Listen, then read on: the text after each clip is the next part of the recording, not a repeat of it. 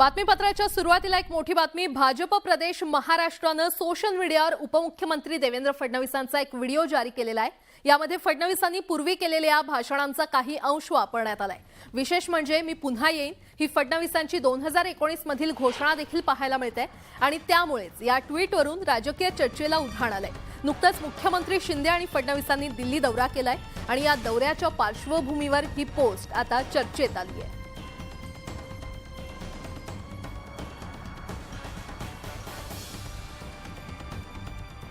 भाजपकडून एक video tweet करण्यात आला आहे देवेंद्र फडणवीसांचा। नव महाराष्ट्राच्या नवनिर्मितीसाठी मी पुन्हा येईन असं ते म्हणताय। नेमकं काय सांगू इच्छित आहे तुम्हाला काय वाटतं? हे बघा, एक गोष्ट अशी आहे की सध्या सुद्धा ते सत्तेवर आहेत आणि सत्तेमधले इक्वल भागीदार आहेत। आता आपलं लवकरच इलेक्शन सुद्धा होणार आहे आणि या इलेक्शनमध्ये सुद्धा आपण नव्या ताकदीने येऊन महाराष्ट्राची सेवा करू, हा त्याचा अर्थ आहे। मुख्यमंत्री एकनाथ शिंदेंवरील विश्वास संपल्याचं वक्तव्य मनोज जरांगे पाटील यांनी केलंय। पुरावे सापडूनही आरक्षण का देत नाही असा सवाल जरांगे पाटलांनी उपस्थित केलाय। सरकारनं दिलेलं महिनाभरात कायदा पारित करू हे आश्वासन खोटे ठरल्याचं सांगत जरांगे पाटलांनी संताप व्यक्त केलाय। पाहूयात। मराठा आरक्षणाच्या मागणीसाठी पुन्हा उपोषणाला बसलेल्या मनोज जरांगे पाटलांनी सरकारवर तोफ टाकली आहे। मराठा मुलांचं भलं होऊ नये म्हणून षडयंत्र आखलं जातंय का असा सवाल जरांगे पाटलांनी उपस्थित केला। वेळ दिला, पुरावे मिळाले, आता त्यांना बोलायला जागा नाही असा सणसणीत टोला जरांगेंनी लगावलाय।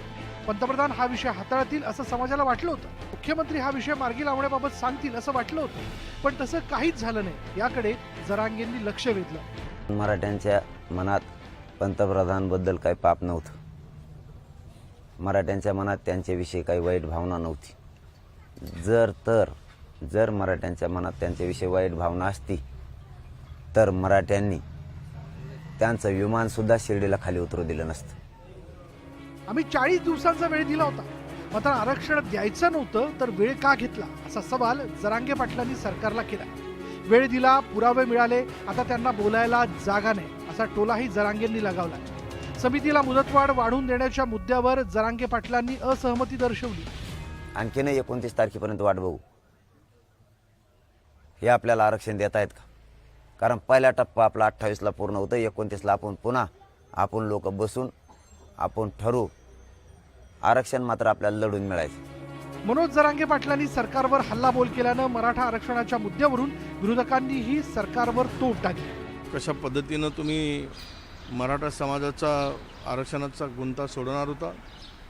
तुम्ही दिलेला शब्द मुदतीत पूर्ण करायला पाहिजे होता, परंतु सरकारला यातून पळवाटा काढण्यासाठी नवीन संधी शोधत असताना ही एक संधी आहे असं कदाचित त्यांना वाटत असावं। विरोधक आणि मनोज जरांगे पाटील यांनी केलेले आरोप सरकारनं फेटाळून लावले।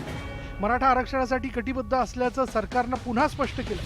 मराठा समाजाला आरक्षण टिकणारं दिलं पाहिजे ही सरकारची भूमिका आहे, हे अनेक वेळा शिंदे साहेबांनी सांगितलेलं आहे आणि म्हणून मला असं वाटतं की मुख्यमंत्र्यांचा देखील अगदी ठाम विश्वास आहे की ते आरक्षण देतील आणि मुख्यमंत्र्यांवर पंतप्रधान महोदयांचा विश्वास आहे आणि मुख्यमंत्र्यांनी एकदा जाहीर केल्यानंतर मला असं वाटतं की परत कोणी बोलावं अशी अपेक्षा करणं कितपत योग्य आहे म्हणून। सरकार मराठा आरक्षणाचा तिढा कधी सोडवणार आणि मनोज जरांगे पाटील यांचं उपोषण कधी संपणार, याच दोन प्रश्नांच्या उत्तराकडे राज्याचं लक्ष लागलंय। Bureau report, news 18 Lokmat. Maratha आरक्षणाच्या मागणीवरून मराठा समाज आक्रमक झालेला आहे आणि त्याचा फटका आता राजकीय नेत्यांना बसू लागलाय। मनोज जरांगे पाटील यांच्या आंदोलनाला पाठिंबा देत राज्यातील अनेक गावांनी राजकीय नेत्यांना गावबंदी केली आहे। कोल्हापूरच्या गारगोटीत मराठा आंदोलकांनी मंत्री हसन मुश्रीफांना घेराव घातला। मुश्रीफांच्या गाडीचा ताफा अडवून त्यांनी मुश्रीफांच्या राजीनाम्याची मागणी केली, तर नांदेडचे भाजपचे खासदार प्रतापराव चिखलीकर अंबुलगा गावात आले असताना त्यांच्या वाहनांच्या काचा फोडण्यात आल्या। आमदार मोनिका राजळे यांना अहमदनगरच्या खरवंडी गावात घेराव घालण्यात आला, तर विधान परिषदेचे विरोधी पक्षनेते अंबादास दानवे यांना पिंपरीमध्ये संभाजी ब्रिगेडनं काळे झेंडे दाखवत विरोध केला।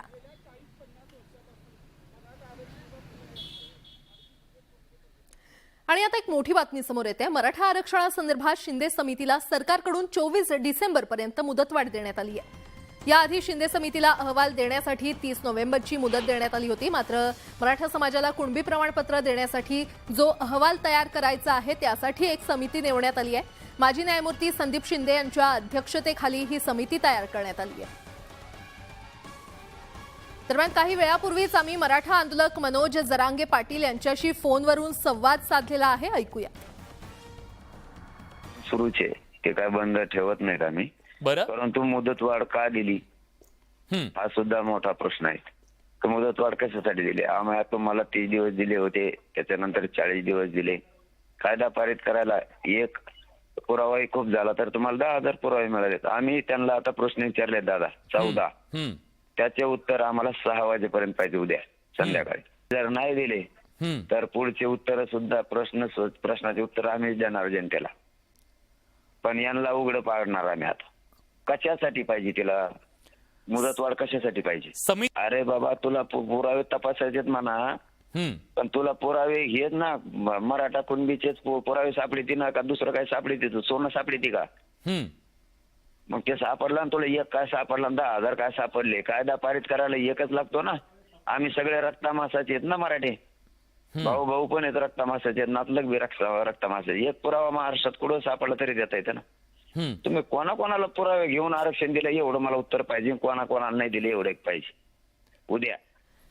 मराठा आरक्षणाच्या आंदोलनाच्या पार्श्वभूमीवर आमदार रोहित पवार यांनी सुरू केलेली युवा संघर्ष यात्रा तुर्तास स्थगित करण्यात आली आहे. आज त्यांनी पत्रकार परिषदेत हा निर्णय जाहीर केलाय. आज संध्याकाळी आमदार संदीप क्षीरसागर, रोहित आर पाटील, जयदेव गायकवाड आणि राज्यातील विविध जिल्ह्यातील राष्ट्रवादीच्या पदाधिकाऱ्यांच्या उपस्थितीत रोहित पवार यांनी हा निर्णय जाहीर केला. मराठा आरक्षणाच्या संदर्भात सध्या मनोज जरांगे पाटील यांनी पुन्हा एकदा आमरण उपोषणाचा निर्णय घेतलाय. त्यामुळे महाराष्ट्रातील वातावरण अस्वस्थ झालंय. अशा परिस्थितीत राज्यातील शांतता धोक्यात येऊ नये यासाठी सर्वांनी एकत्र येण्याची गरज आहे, असं म्हणत त्यांनी यात्रा स्थगित करण्याचा निर्णय घेतलेला आहे. स्थगित करण्याचं कारण मी आपल्या सर्वांना सांगितलेलं आहे. याच्यामध्ये पुढचं पाऊल लवकरच मी सांगेल. पण एक गोष्ट, हे जे सगळे मुद्दे आहेत, ज्यांनी आम्हाला निवेदनं दिलेली आहेत, युवांचे हे जे प्रश्न आहेत, हे जोपर्यंत होत नाहीत तोपर्यंत आम्ही शांत बसणार नाही. फक्त एवढंच आहे की आपला महाराष्ट्र शांत होऊ द्या, परिस्थिती शांत होऊ द्या, ज्या काही अडचणी त्या सुटू द्या, आणि मग आम्ही सर्वजण एकत्रित बसून युवांना विश्वासात घेऊन पुढचा निर्णय तिथं घेऊ. उद्धव ठाकरेंनी पुन्हा एकदा पंतप्रधान नरेंद्र मोदींवर टीका केली आहे. शिर्डीतील भाषणातून मोदींनी शरद पवारांचं नाव न घेता टीका केली होती आणि यावरून आता ठाकरेंनी हल्लाबोल केलाय. मराठा आरक्षणाच्या मुद्द्यावरून मोदी काहीच बोलले नाहीत असा टोला त्यांनी लगावलाय.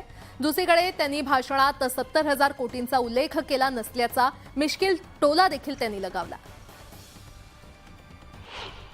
मला खरं अपेक्षा अशी होती की ते आता जो एक प्रश्न धुमसतोय आरक्षणाचा, त्या आरक्षणाबद्दल काहीतरी पंतप्रधान बोलतील, कारण हा त्यांच्या अखत्यारीतला प्रश्न आहे. पण त्याच्याबद्दल काही बोललेले हे वैशिष्ट्य आहे त्यांचं.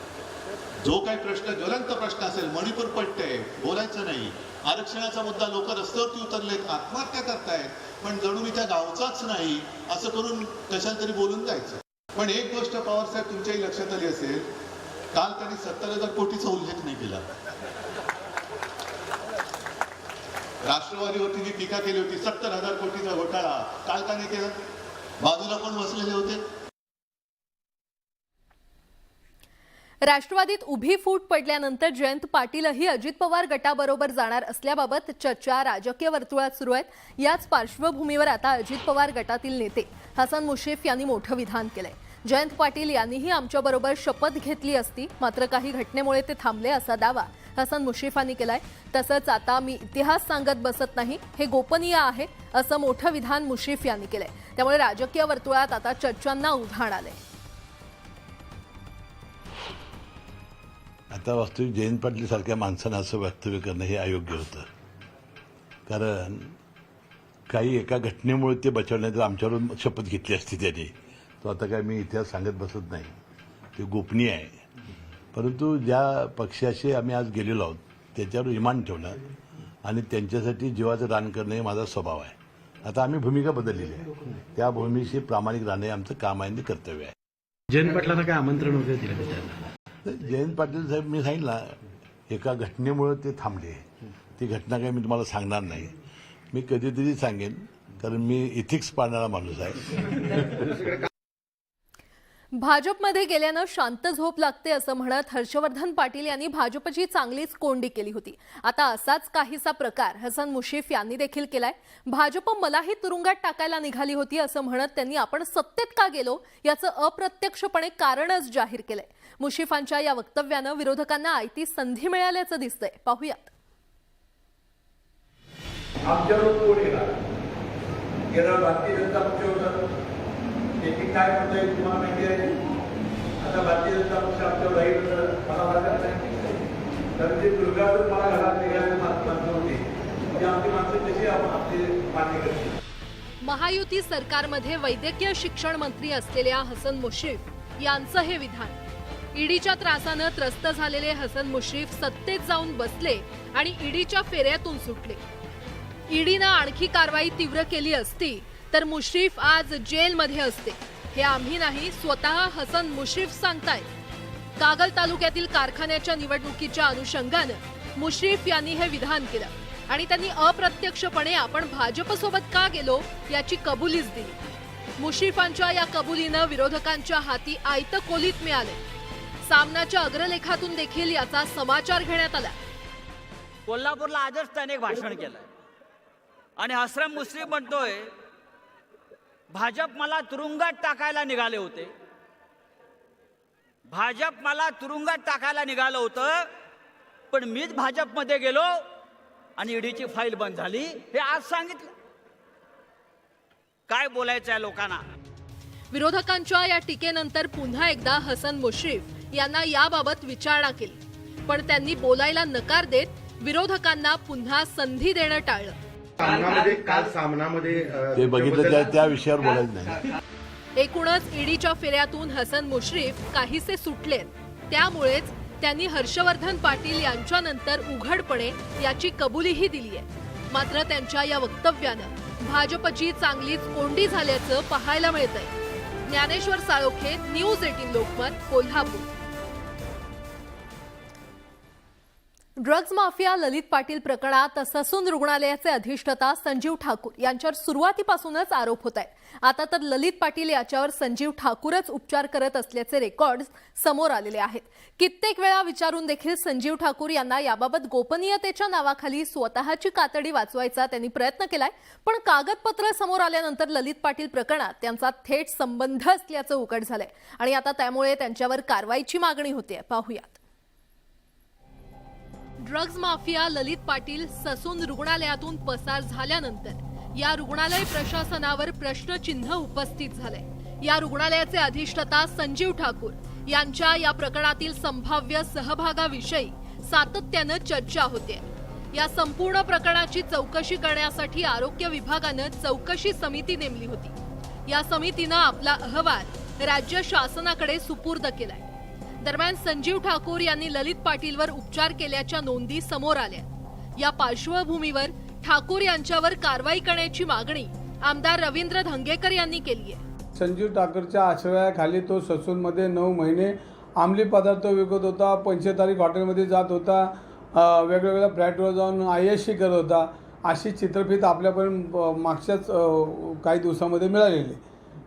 जेणेकरून ललित पाटील प्रकरणात संजीव ठाकूरांना आतापर्यंत अटक व्हायला पण होती. ससून रुग्णालयात सुरू असलेल्या अनागोंदीच्या पार्श्वभूमीवर शुक्रवारी विरोधी पक्षनेते अंबादास दानवे यांनी ससून रुग्णालयाला भेट दिली. यावेळी दानवे यांनी विचारलेल्या प्रश्नांची उत्तरं देण्याचं संजीव ठाकूर यांनी टाळलं. ललित पाटीलवरील उपचाराविषयी विचारलं असता ठाकूर यांनी उडवाउडवीची उत्तरं दिली. त्याशी दूरध्वनीवर बोललो होतो आणि आजही प्रत्यक्ष त्यांची भेट घेतलेली आहे. सुस्पष्टपणे ते काही बोलत नाही परंतु निश्चित त्यांचा किंवा त्यांच्या सहकाऱ्यांचा या सगळ्या प्रकरणात हात आहे हे स्पष्ट आहे. संजीव ठाकूर यांच्या विरोधात अनेक तक्रारी असूनही राज्य सरकार त्यांना का पाठीशी घालतंय? ठाकूर यांच्या मागे कुणाचं राजकीय पाठबळ आहे आणि कोण ठाकूर यांना वाचवण्याचा प्रयत्न करतंय असे एक ना अनेक प्रश्न अनुत्तरित आहेत. व्हिडिओ जर्नलिस्ट सचिन हंसाटेसह वैभव सोनावणे, न्यूज 18 लोकमत, पुणे. आणि यासोबतच प्राईम टाइम मध्ये वेळ झाले इथेच थांबण्याची. मात्र ताज्या बातम्यांसाठी पाहत रहा न्यूज 18 लोकमत.